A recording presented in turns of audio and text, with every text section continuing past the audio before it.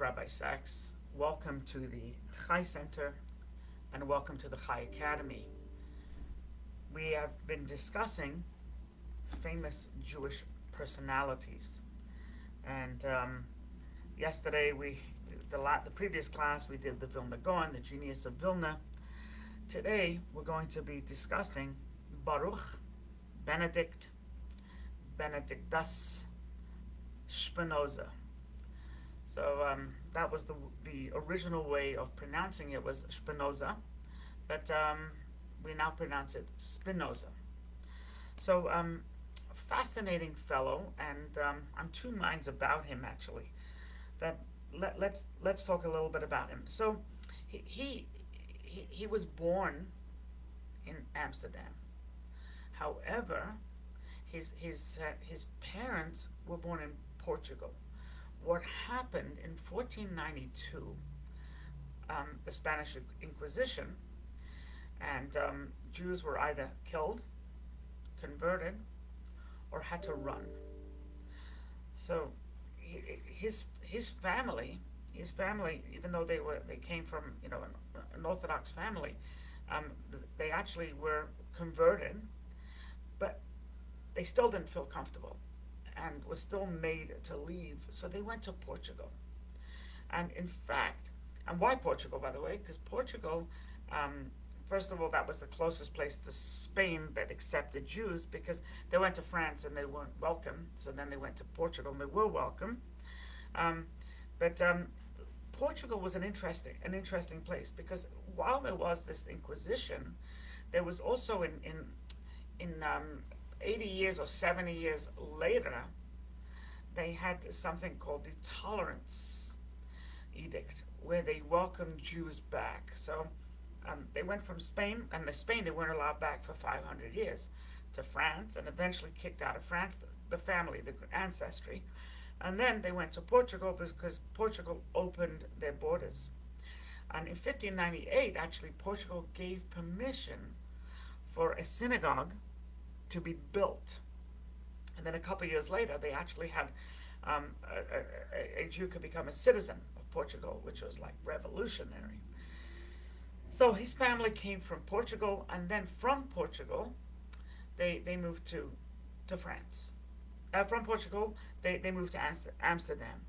They claim that Spinoza was not his real name, and his father was Michael, but their name wasn't Spinoza, but it was a very common name of conversos, those that converted to Christianity. Once they got into Amsterdam, they lived as Jews, and he actually went to yeshiva. And his father had an import-export business, because Amsterdam was right on the port, and because it was at the port, there was many interesting characters and cultures and opinions and religions and ways of looking at things. So probably he was influenced by those coming in to Amsterdam.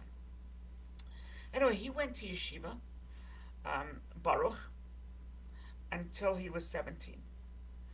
When he was 17, he actually joined the family business. Now, first of all, he spoke Dutch, he spoke Portuguese, he spoke Spanish, he spoke Hebrew, and in later years he actually spoke in Latin, and became, even though his mother tongue was not Latin, that became his language of choice. So he left yeshiva at 17, and he was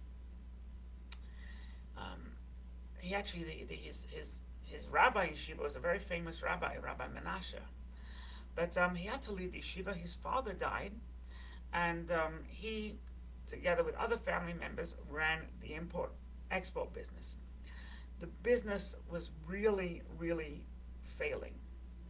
And what he did was he put in a petition to be an orphan.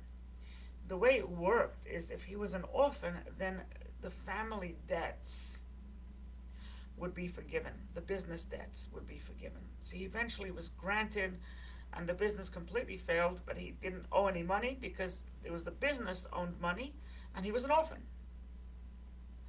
So he was. It wasn't necessary for him to pay back.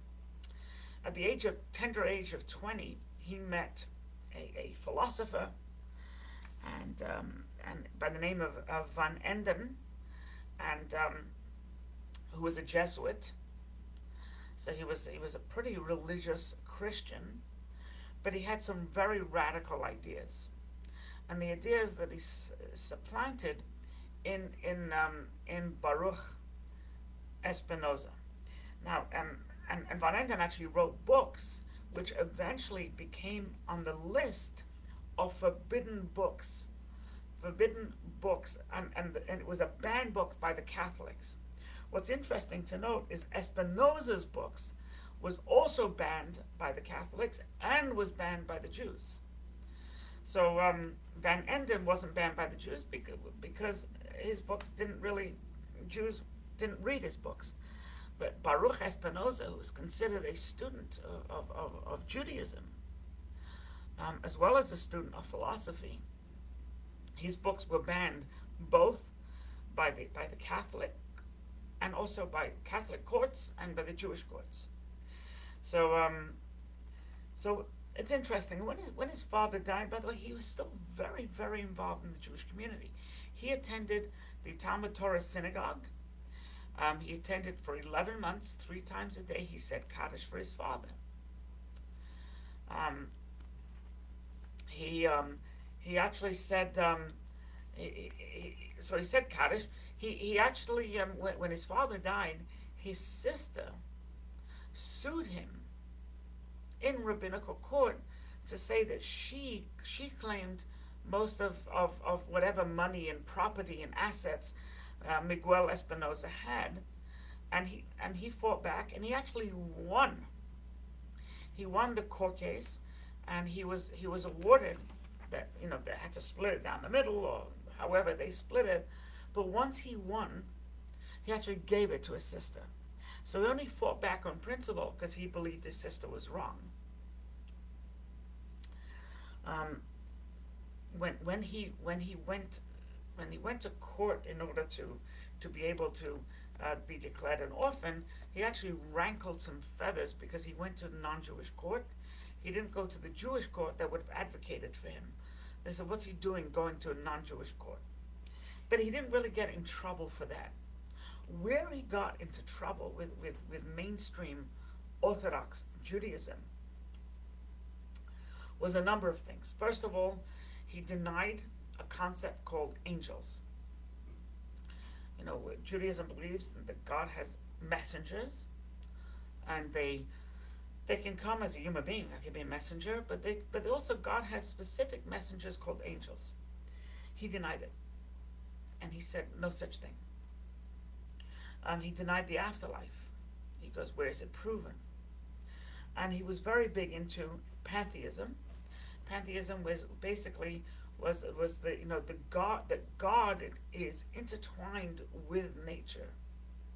So while Hasidic philosophy believes that God is intertwined with nature, we also believe God is above nature. God created nature, and nature doesn't hold a candle to raw godliness, but rather nature is a contraction of godliness, where he believed that nature is godliness, and therefore he got into a lot of trouble because that's pantheism.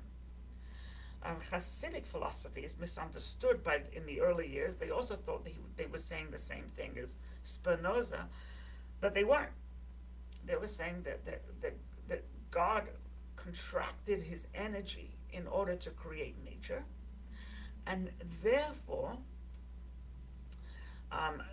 that's in God's lowly energy created nature. Spinoza was saying, no, God in all his glory created nature, and God is by definition nature, which is a very, very tricky place to be, and it was called pantheism. The main reason why he was ostracized and severed and actually had to leave Amsterdam was because he came up with a thought process, and his philosophy was that, first of all, Torah is not divine origin. Torah is man-made, which was a big no-no. It is the belief, the Orthodox belief, that Torah is is of divine origin, and it is the cliff notes of what God demands of us. It has 613 biblical divine commandments. He said no, it was a human book, and it wasn't even Moses. It says the Torah was written by Ezra 800 years later. So he says it wasn't even a Mosaic tradition. It was post Moses. And therefore he was billed as a heretic. All these things combined, he was a heretic. So it's interesting, Spinoza never denounced God, ever. He believed in God, he believed in the omnipotent God, he believed in the omnipresence of God, he believed God is the creator of the heavens and earth. So he was an Orthodox Jew, except he had wild ideas. Right? Denying angels, afterlife, pantheism, and the Torah not being written by Moses as instructed by God. So therefore he was ostracized, and before they put him in formal cherem, in formal ostracization. We'll talk about cherem in a minute. The story is told as a young man. He was 20. He was attacked by an Orthodox Jew with a knife, and the fellow actually tried to slash him, and slashed his clothes, but not him. And they say that he wore those clothes that were slashed by a fellow Jew. He wore it as a sign of mourning that he's actually been attacked by fellow Jews. But in the year 1656, the Orthodox rabbinate, with support by the Amsterdam Jewish community, put him in cherem, which means he was no longer a full-fledged member of the Jewish community. Being in cherem means that you could not sit within 4 feet of him. You cannot cannot stand within 4 feet of him. You cannot include him in a minyan and a quorum. You could not do business with him. You could not converse with him. You could not study with him. He, for all intents purposes, and there's different levels of excommunication, cherem being the most severe. They didn't even try the lower ones. They went straight for the jugular. You are hereby excommunicated from the Jewish people. You're still a Jew, but you're persona non grata. And therefore you can't even be included, at a Shiva Minion. You couldn't even attend a Shiva Minion. You couldn't even visit someone for Shiva. And even family members stayed away from him because excommunication was very serious. And when he died, he was actually buried with a rock, a boulder, above his coffin, to show that he has nothing to do with the Jewish, nothing to do with the Jewish people, and will not be resurrected. It was very, very, cherem is very bold. And Lauren, yeah, it was very harsh, but they felt his ideas were so heretical, albeit not an atheist. Karl Marx was an atheist, right? Trotsky was an atheist. Others were atheists. Many of the, beginners of communism, socialism were atheists. He wasn't an atheist, and he wasn't a communist either.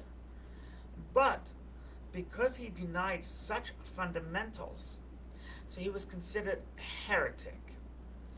If you deny fundamentals, that is where you belong. You're considered a Yisrael Mumar, a heretical Jew, and any books that you're written cannot be read, must not be read. And even if you wrote a Torah, it couldn't be read. It had to be burnt, disposed of, not even buried. So he was considered a bona fide heretical Jew. But he never severed his ties. He never denounced God. He couldn't join the Jewish community, so he became more of a, lone Jew, lone ranger. But he once they excommunicated him, his writings only got more radical and more radical. And obviously, he was a donor to the Talmud Torah, the schools and the shuls and the synagogues, but he stopped donating, and this is a person who didn't belong amongst the Jewish people. He was brilliant. He had a lot to offer, but unfortunately, he couldn't get over his own philosophy that he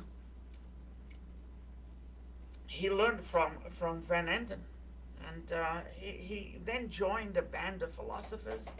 In his later years, he even lived with this band, and he never really lived in the Jewish community ever again. Now, what's interesting is once the Amsterdam Jewish community ostracized him, the Amsterdam community, the town hall, city hall, banned him. They said, you have to leave Amsterdam. You're no longer welcome here. Because if your own people don't want you, we definitely don't want a rabble-rouser. So he actually left Amsterdam for a while. He did come back to Amsterdam. So it was a short while he left, but he did come back. Now, what did he do for a living? So it's interesting. He was a lens grinder. Those lenses for eyeglasses? That's what he did. He ground lenses into a certain shape and a certain, concave, etc.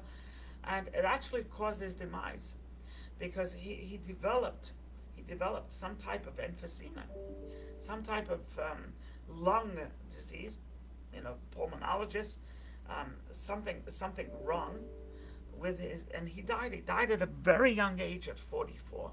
Most of his writings, by the way, were only published posthumously.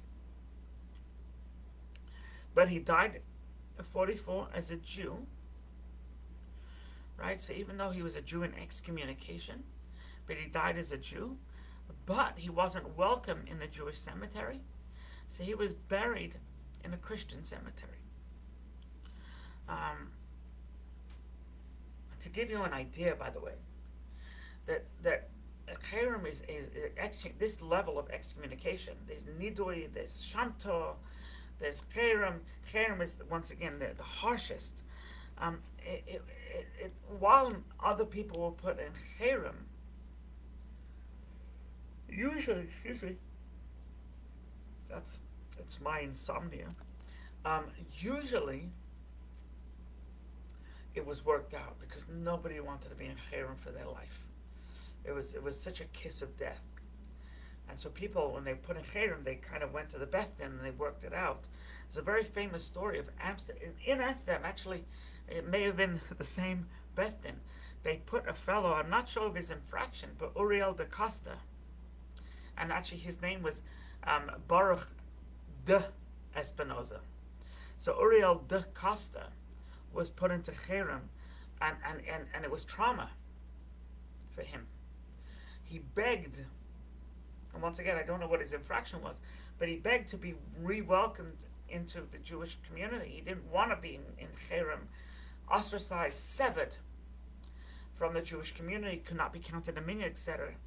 So Uriel went to the Beis Din, and they told him, okay, you have to issue a public apology, and you're going to be whipped, caned publicly. So he agreed, and he apologized, and he was caned in front of men and women, and it was so traumatic for him, not necessarily the caning, but the whole process is he ended up committing suicide because he just couldn't handle his life. So it's very rare they put people in Cherem.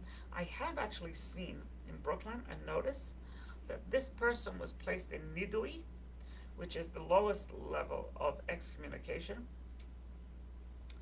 And until this person corrects his evil ways, he's in nidui.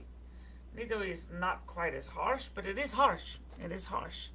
So I believe with nidui you can conduct business with the person to give him business, and they can come to synagogue. You just can't sit 4 feet, within 4 feet or 6 feet, whatever it is. But Spinoza died in Cherem, and but he died as a Jew. He died as a Jew. You could never say that he wasn't a Jew. He never converted to Christianity ever, even though all his colleagues that he hung out with, the philosophers, the collegiate as they were called, they were all Christian. He did not denounce his Judaism for a moment. Now it's interesting, the secular Jewish community tried to have the Cherem withdrawn. So it began with Ben Gurion. Ben Gurion was of the opinion that he was the first Zionist 300 years before Zionism came into being. And Ben Gurion asked the Amsterdam community to reverse the Cherem posthumously, and they did not. So that was in 1948. It was quiet. And in 2012, it came up again, where the Amsterdam Jewish community asked its chief rabbi, Rabbi Toledano, to reverse the Cherem. Rabbi Toledano says, I am not smarter, I am not holier than the rabbis that put him in Cherem, and therefore I refuse to reverse the Cherem. And the last time it came up was in 2015, not too long ago, where they had a debate between two scholars. One scholar saying he should still remain in Cherem, another scholar who said the time has come to remove him from Cherem. And the fellow, I don't even remember his name. He was a scholar in, I think, University of Massachusetts, but he lost the debate. So therefore, that was the last time it was tried. But and he still remains in Cherem. Now, what's interesting is the non-traditional secular community. They also dabble in somewhat Spinoza type of views. In other words, they feel, and I'm not a connoisseur, and I'm not passing judgment, I'm just saying that this is a history course, so we're talking, regardless of my opinion. They feel that the Torah was written by Moses and therefore subject to change. Orthodox Jews, and this is basically the crux of the argument, Orthodox Jews believe that the Torah was written by Moses and Moses was a secretary, God's secretary. God dictated to Moses exactly what he wanted from the Jewish people. Others, non-traditional, secular movements say no, it was written by Moses and therefore subject to change. Rabbis wrote it. Rabbis could now could update it. So Torah evolves. Orthodox communities say Torah does not evolve. So hence the push from the non-traditional Orthodox community to withdraw his Cherem, because they believe a similar thing. I do believe they believe in the afterlife, and I do believe, I don't know if Reform does, because I know in their liturgy, they've taken out in many of the Reform Sidurim the concept of Machai Hametim, reviveth the dead, and resurrection and afterlife, etc. But but um, but anyway, I don't know. I'm not a connoisseur. I don't know. I don't fully know, but I do know that that's the crux of the argument, is whether they feel that Torah was divinely inspired, whereas the Orthodox feel that Torah is divinely ordained, and therefore it is law etched in stone, literally. So hence the difference, and that is the reason for them wanting to withdraw the cherem, and because it's more in line with their philosophy. More to come. If you have any questions, you can always ask here, Facebook, or you can rabbi@thechaicenter.com. That's my email. Or you can, those are the two places. If you wish to see more classes in history or anything else, you can go to thechaicenter.com/academy. Each class is self-contained. And a quick favor, feel free to share this class. Share it with friends. That there is this course out there, famous Jewish personalities, or the Holocaust series, etc., etc.